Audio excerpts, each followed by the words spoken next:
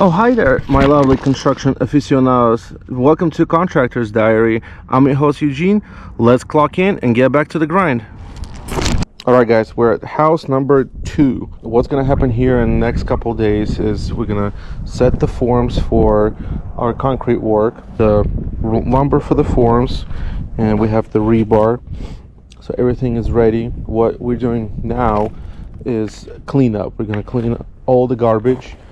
That's gonna go into the trailer. Then I'm bringing excavator and bobcat tomorrow. Move the dirt. I have a pile of dirt here that needs to be spread around.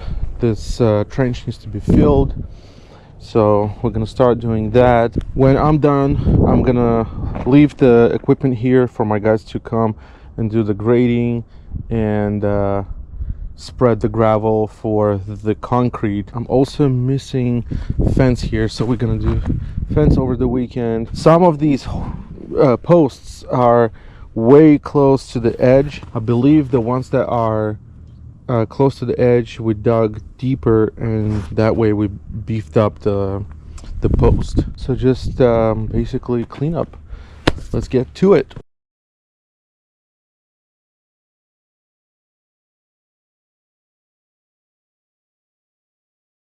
So I'm keeping some of the pallets, like these ones where they're marked red. I keep them because I can return them to the lumber yard and they give you credit back. Because originally they charge 35 bucks for each pallet.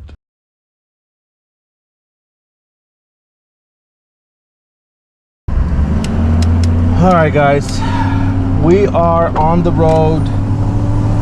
I'm using my oldie F350 6.0. Yes, I know it's a 6.0. Trailer is filled with garbage, and I'm not taking it to the dump today because they close in about 2 minutes, but we will be taking it tomorrow. Need to dump all the garbage first and then take the excavator to do a couple test holes at a property I'm trying to buy.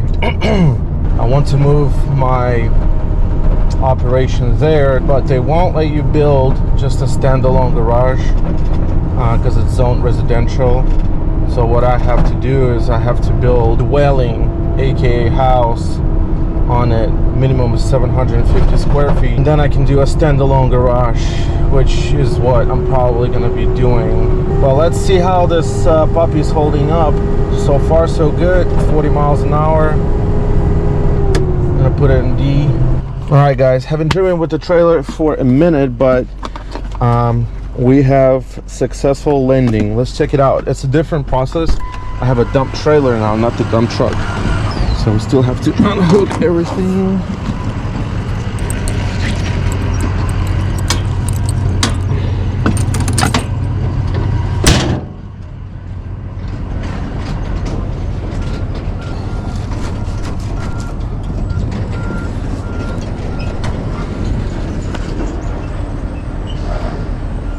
Shoot. This one got stuck. There you go. I'm stuck.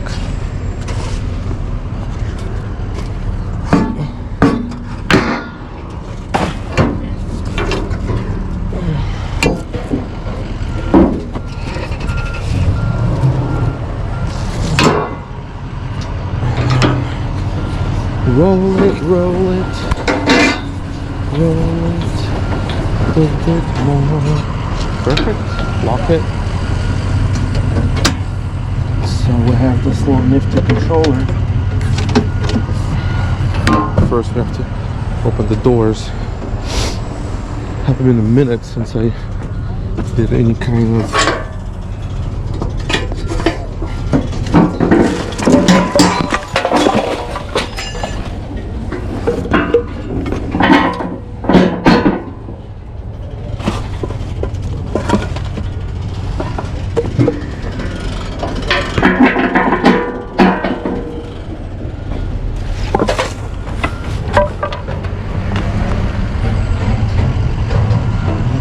raise it up.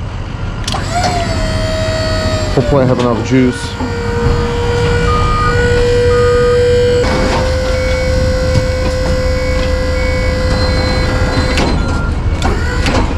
Alright, now we're just going to move forward.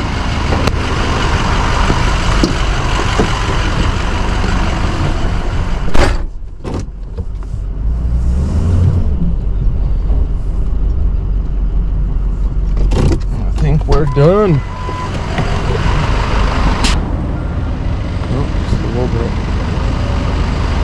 Just a little bit more.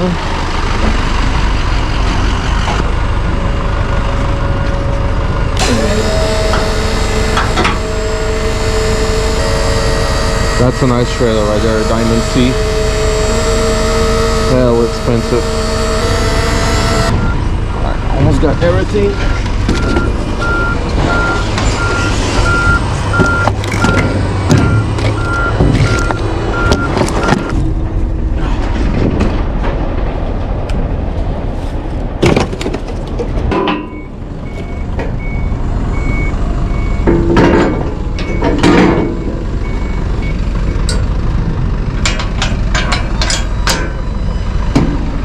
All good to go.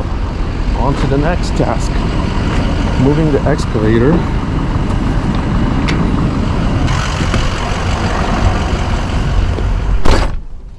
Back at the job site, guys. So I talked to my plumber.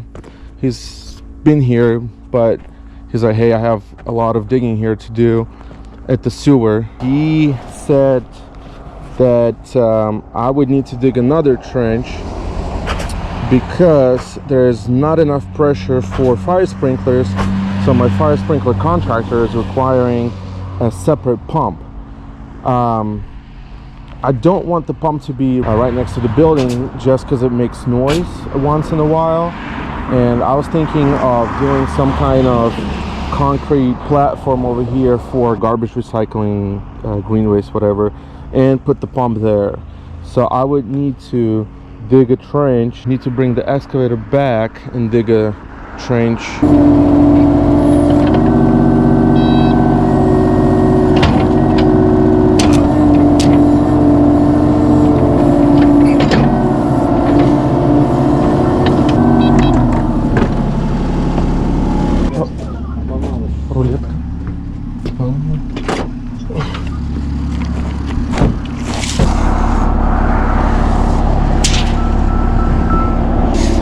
Okay, so I'm measuring the platform, so approximately it's going to be 12 feet away.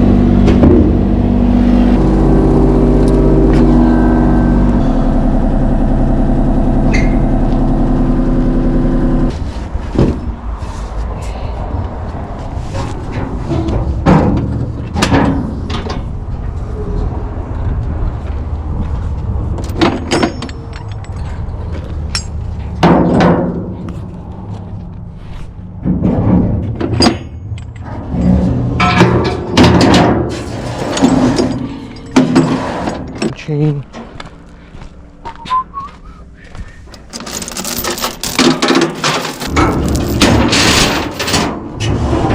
Hey guys, so I'm here at another property, checking it out. I brought the excavator to do a test hole. So you are required to do a test hole if there's high underground water at the property, just to see if you can do just a regular gravity fed septic system, or you have to do an engineered septic system.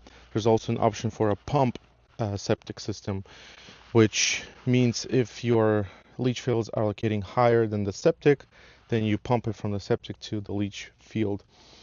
So we have this little property. It's a 0.27 acres. I got the excavator down, waiting for inspector to show up. Got the big bucket. So I got a grease gun and I got couple minutes to spare before the inspector arrives, so I'm gonna grease it up, have it all ready for rock and roll. All right, I already greased up the bucket, and I had to change the cartridge. So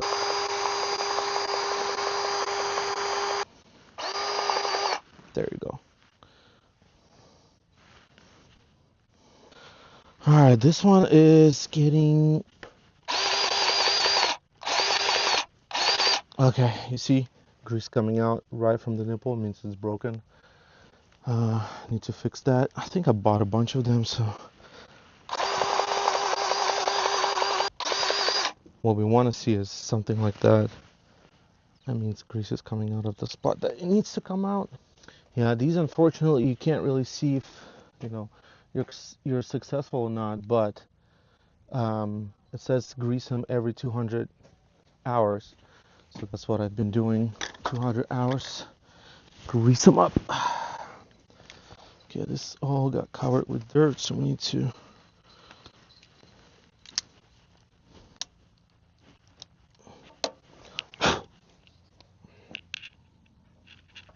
Okay.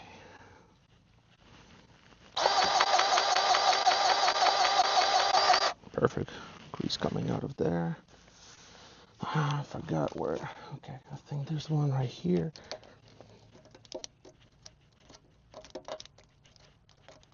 Oh yeah, it's old grease. Grease, grease, grease.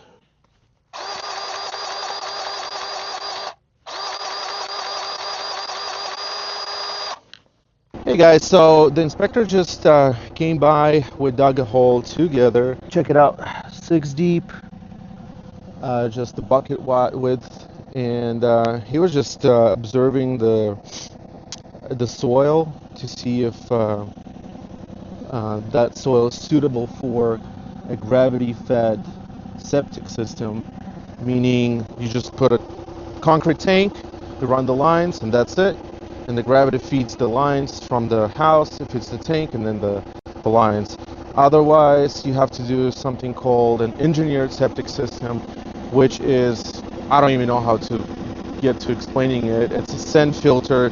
You basically build a concrete box, then you put special sand, and then there are pumps and holding tanks, so it's a pain in the ass. For a small house that I'm trying to build out here, it would have been probably 60 grand in if we do an engineered versus 12,000 for a regular one. So I'm gonna cover this whole up, and then we have more adventures.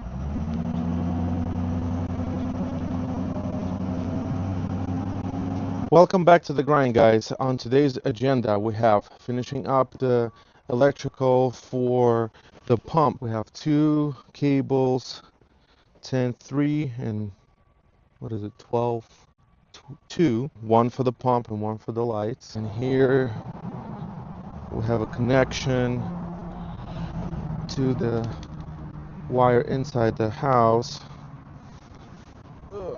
Had to do some chipping, some digging. We have a sleeve right there for when, because we're gonna put concrete over here. Oops, sorry. We're gonna put concrete over here, and then next thing we're gonna do is get a U-Haul and move all the stuff from house number 2 and number 1 and the duplex to the triplex, to my yard. And then we're gonna return the blow machine. Home Depot keeps calling me asking where is my blow machine, so we're gonna return that. We have a bunch of stuff that we need to take to the dump, and one of our tenants finally got evicted, and they are past the 15 days to collect their shit. Pardon my French. Once they're past the 15 days, it becomes my property and I can take it to the dump because it's literal shit. You guys gonna enjoy the video when we get there. Yesterday was a crazy day. We went to the apartment and I didn't even have time to shoot a video because landfill closes at 2 and we got to at 4, I'm sorry. We got to Home Depot at like 3:30. Had to return some of the merchandise, and the girl at the register took all the sweetest time that she had, and then we had to hop back into the U-Haul, run to the apartment, get all the garbage out of the apartment, and then haul our asses to the landfill. And we got there, unfortunately not in the nick of time. We got there approximately 7 minutes past the closing and couldn't get in. So unfortunately we were not able to dump the stuff yesterday, but I think it was for better, because today we filled more stuff, more garbage, and took it to the dump. You guys already been with me to the dump, so there's no point of filming that part. But now we're back at the duplex and we're gonna get the stuff off the roof that my roofer left. I don't have the ladder, so the only way to do it is get my guy into the bucket and lift him up. So that's gonna be something very, very interesting to observe. So stay tuned.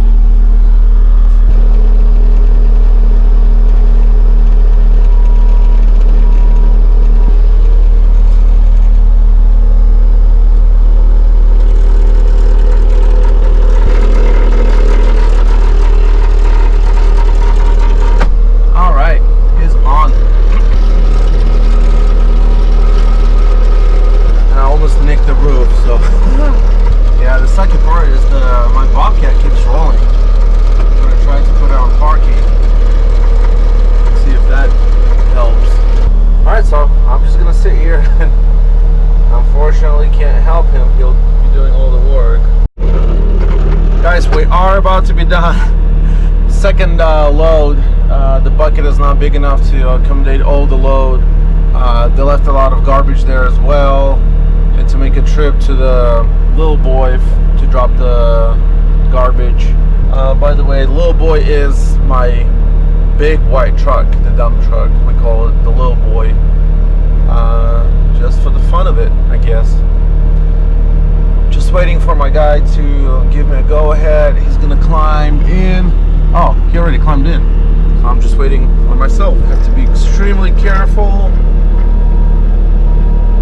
There's a lot of wind today. I might start tipping forward. There he is, all safe and sound. Perfecto.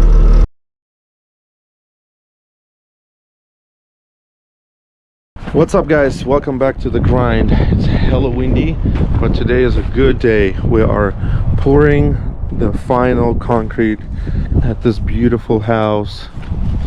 We have patio, we have a walkway around the house, just waiting on concrete to come. We have plastic that's supposed to be staying in place, but it's hella windy, so it is all over the place. A bunch of cleanup that we'll need to do, but that is fine, part of the job.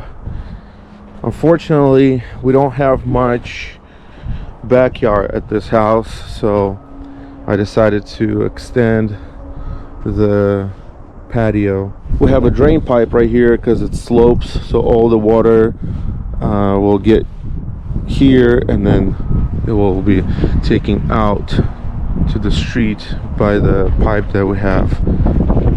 Let's take a look at the driveway. Just waiting on concrete.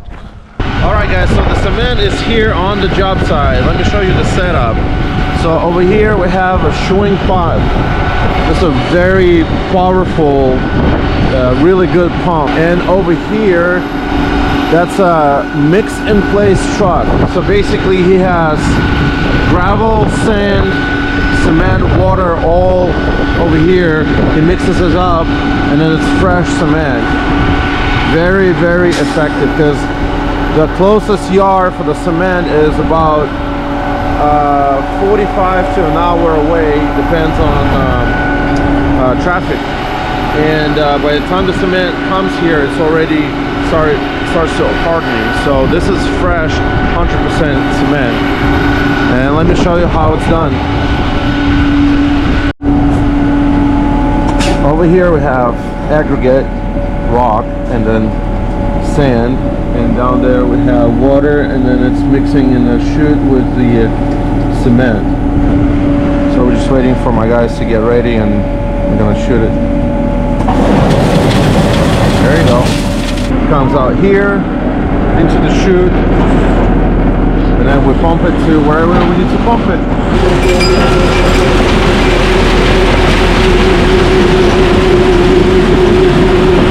So the first quarter of a yard or whatever, they throw it away because it's not mixed to the perfection, not mixed to the specification. Get the consistency right, and then they start pumping.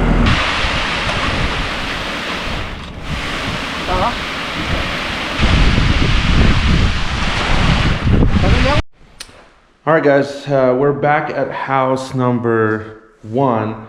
As I said, we did a final here, and we have a couple corrections that needs to be addressed. One of the corrections is the switch in master bedroom is not working. So this switch is not working. Oh.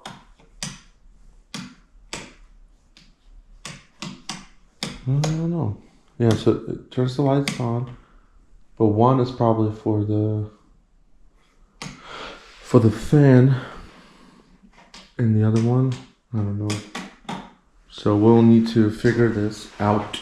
The other thing that I need to fix is this freaking chirping sound that the smoke detector is making.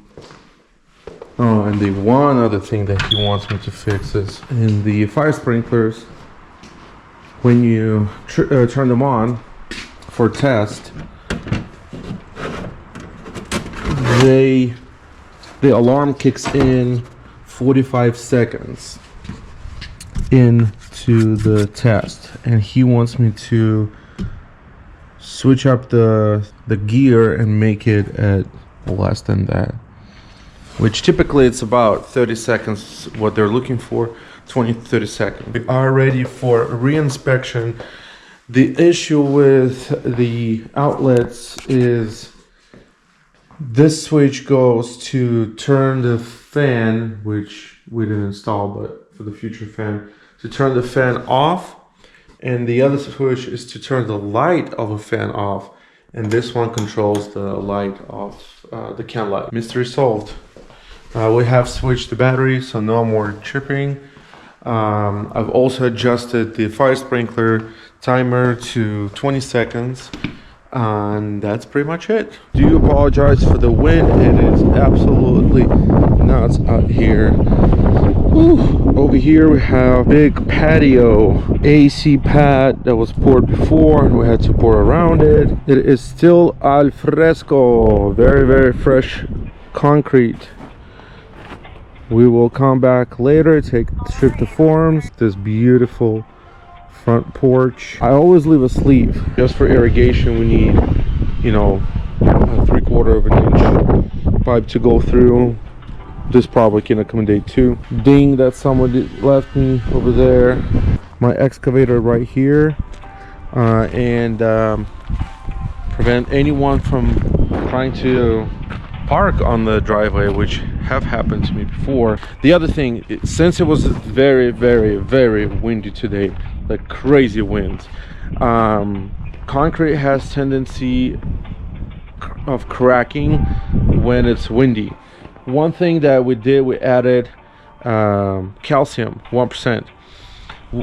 Calcium makes the cement set in faster, and at the very end they got some diesel, and they were spraying diesel on the concrete and then doing the finishing touches, and that should prevent concrete from cracking. Not 100% guarantee. I'll see you on the next grind.